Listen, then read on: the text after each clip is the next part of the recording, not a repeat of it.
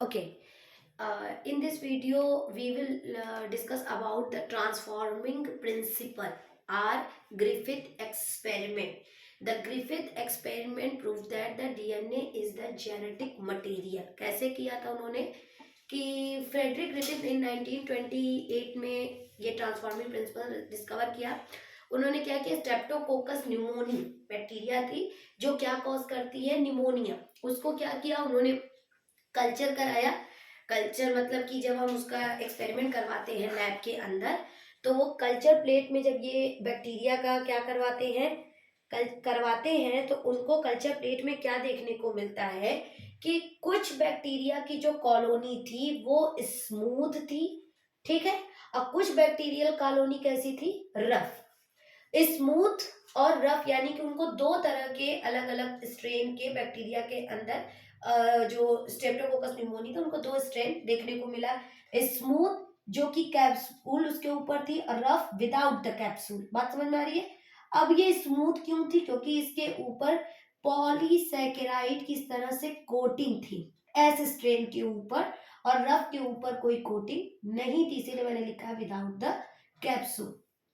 उन्होंने जब एक्सपेरिमेंट कराया तो जो स्मूथ यानी पॉली सैकेराइड का जो कोट लगा था उसी को उन्होंने क्या कहा कि यही डिजीज कॉज करती है, इसी को हम बोलते हैं वॉरुलेंट आर पैथोजेनिक। मतलब अगर एस स्ट्रेन का आपके अंदर इंजेक्शन लगा दिया जाए तो आपको क्या कॉज होने लगेगा, न्यूमोनिया।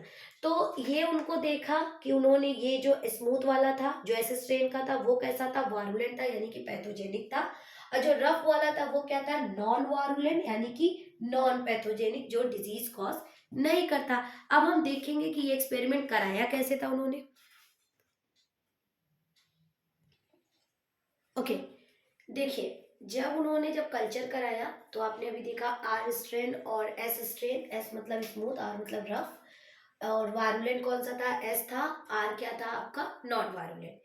अब क्या किया कि जो आर था, जो नॉन वारुलेंट था आर से, उसको इंजेक्शन के थ्रू रैट में, माउस में क्या करवाया, इंजेक्ट करवाया।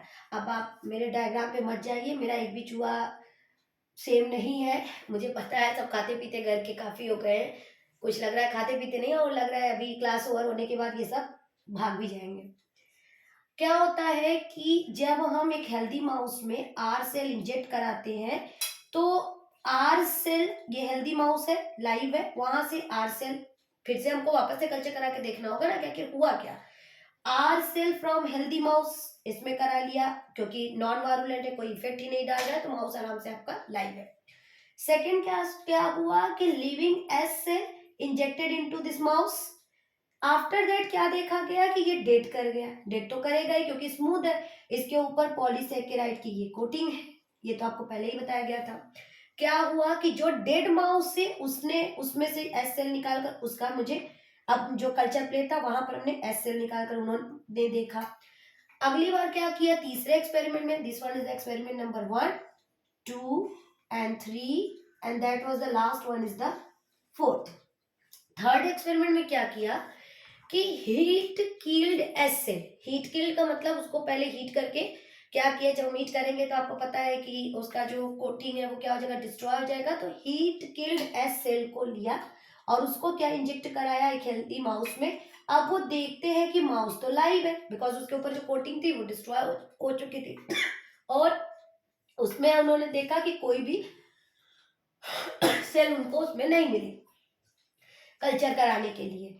आफ्टर दैट वो क्या करते हैं कि लीविंग आर, मतलब लीविंग से आर सेल, आर स्ट्रेन ले लिया और प्लस हीट किल्ड को ले लिया। दोनों उन्होंने जब ये देखे कल्चर मिक्स कराए गए आर एस इस तरह, हीट किल्ड एस है और आर है, उसको उन्होंने जब रैट में इंजेक्ट कराया तो रैट हो गई डाई।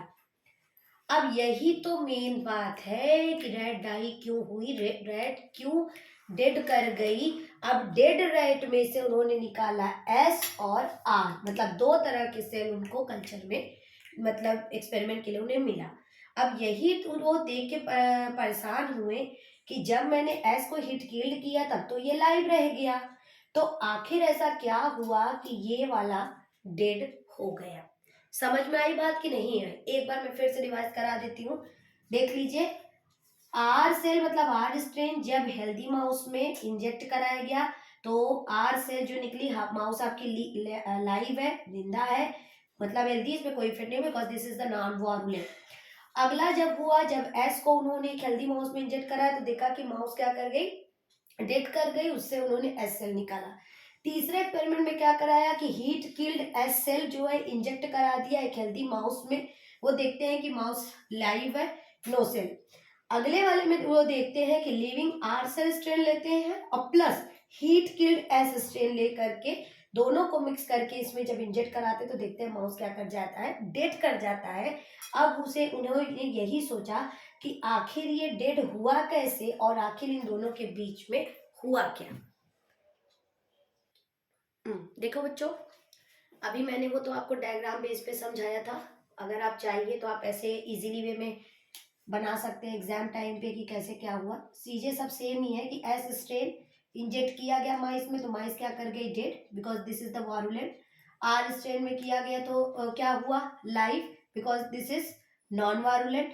ठीक है, इंजेक्ट कराया गया माइस में तो वो लिव्ड रह गई। एस स्ट्रेन को हीट किल्ड कराया गया, हीट किल्ड कराने के बाद जब हमने इंजेक्ट किया तो माइस क्या गई, लिव्ड हो गई। S strain heat kill plus R strain live के साथ इंजेक्ट कराया गया तो माइस क्या गई, डेड हो गई।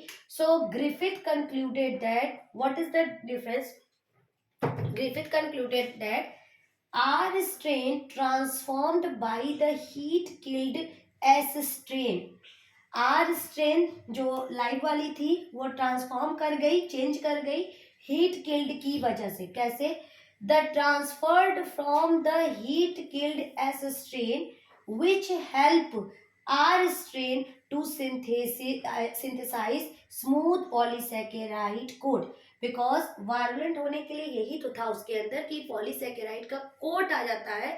तो ऐसा लास्ट में जो जब उन्होंने किया कि क्यों माइस डेड हो गई तो वो इसलिए हुई, कुछ तो है, कुछ तो है।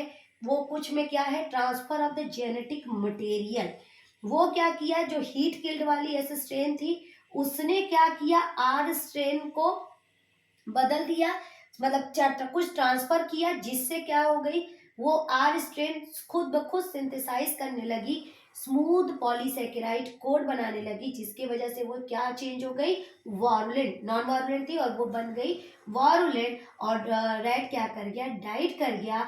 इसी को आप मतलब उन्होंने देखा कि this is the transfer of genetic material, but in this case he was not able to define the biochemical nature of genetic material from his experiment। जो एक्सपेरिमेंट इन्होंने किया इससे प्रूफ नहीं हो पाया कि बायोकेमिकल नेचर है क्या जेनेटिक मटेरियल का।